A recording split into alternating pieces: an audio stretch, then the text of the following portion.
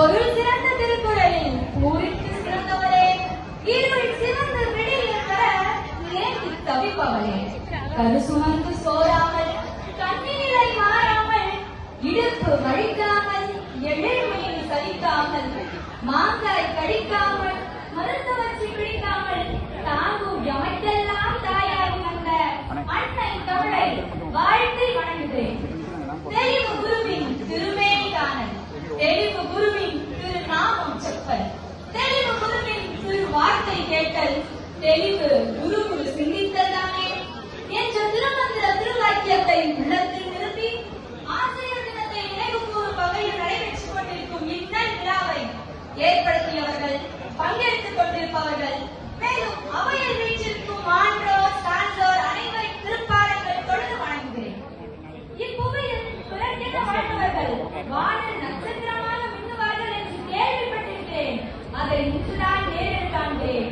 ஆம், நட்சத்திர நண்பர்கள் அறக்கட்டளை என்ற உருவில் பார்த்தேன். தனி மனிதனுக்கு உணவில்லை எனில் ஜகத்தினை அழித்திருப்போம் என்றான் பாரதி.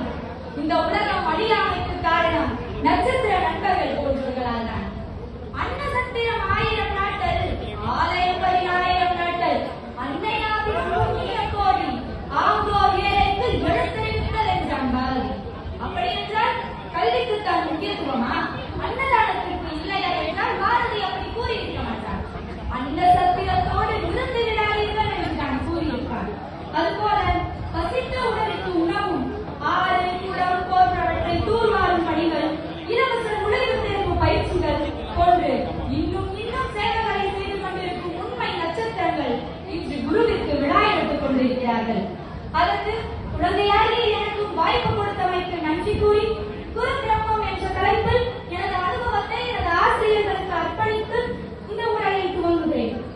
அறத்தனை அகம் சேர்க்க வந்த ஆசிரியர் பெருமக்களே, இன்னல் விலக, ஈதல் சிறக்க, உண்மை ஒளிர, ஊழ் வினை அகல, எட்டும் எழுத்தும் கற்பித்து ஏகமாய் அமர்ந்தவர்களே, ஐயம் மகிழ்ச்சி ஒளியாய் ஓங்காரமாய் அனைவருக்கும் மௌனமாய் இருந்து அக்கேரமானவர்களே, ஒன்றானவர்களே, இந்த பூஜ்யத்திற்கு நின்று பொருளாக்கியவர்களே, ஒளி விளக்காய் எங்கள் உள்ளங்களில் நல் விளக்கு ஏற்றி வைத்து அருட்பெரும் ஜோதியாய் வழங்கும் அனைத்து ஆசிரியர் பெருந்தலைவருக்கும் அவர்கள் கற்றுக் கொடுத்த கல்வியால் அவர்களை போற்றி புகழ்ந்து தொழுது கொள்கிறேன். பள்ளி தலைமனைக்கும் கோயில் செய்வோம் என்றான் பாரதி. பள்ளி தலைமனைக்கும் கோயில் செய்வோம் என்றான் பாரதி. பள்ளி கோயில் என்றால் வகுப்பறை கருவை, ஆசிரியர்கள் நடமாடும் தெய்வங்கள் அல்லவா? ஒரு முறை மகரிஷி வால்மீகி ஆசிரமத்தில் புதிதாக ஒரு சீடன் சேர்ந்திருந்தான். அவன் ஒரு முறை ஒரு பொருளை திருடிவிட்டான். உடனே மற்ற சீடர்கள் எல்லாம் சேர்ந்து மகரிஷியிடம் புகார் அளித்தனர். மகரிஷி இந்த ஒரு முறை மன்னித்து விடலாம் என்று கூறினார். ஆனால் இது போன்ற திருடுகள் மேலும் மேலும் நடக்க மற்ற சீடர்கள் எல்லாம் ஒன்று அவனை வெளியேற்றுங்கள், இல்லை நாங்கள் வெளியேற வேண்டும் என்று கண்டித்துக் கொண்டார்கள். அதற்கு மகரிஷி கூறினாராம், நீங்கள் ஓரளவு கற்றவர்கள், திருடுவது தவறு என்றாவது தெரிந்தவர்கள். அவன் அதை கூட அறியாதவனாக இருக்கிறான், அவனை திருத்துவது என் கடமை என்றான். இதுதான் ஆசிரியர்களின் பண்பு. தவறு செய்த பிள்ளையை தண்டிப்பதோ மன்னிப்பதோ தான் அன்னையின் பண்பு.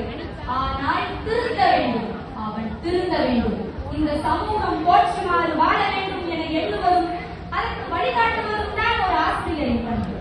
எழுத்தறிவித்தவன் இறைவன் என்று எமது ஆசிரியர்களும் நாம் தொட வேண்டிய தெய்வங்கள். எங்கள் வாழ்வில் ஒவ்வொரு படிநிலைகளும் எங்களை ஊக்கப்படுத்திக் கொண்டிருப்பவர்கள் நீங்கள் தான். விரல் பிடித்த அகரம் சொல்லிக் கொடுத்த நாள் முதல் நீ ஒவ்வொரு நிலையிலும் எப்படி நடந்து கொள்ள வேண்டும், இது வரலாறு, இது வாழ்க்கை, இது ஆரம், இது இயற்கை என்று எங்களை செதுக்கி செதுக்கி சிற்பமாக துடித்துக் கொண்டிருக்கும் எங்களது ஆசிரியர்களுக்கு இணை வேறு யாராக இருக்க முடியும்? சிற்பி தன்னிடம் உள்ள அனைத்து கற்களையும் சிலையாக வடிக்கத்தான் ஆசைப்படுகிறார்.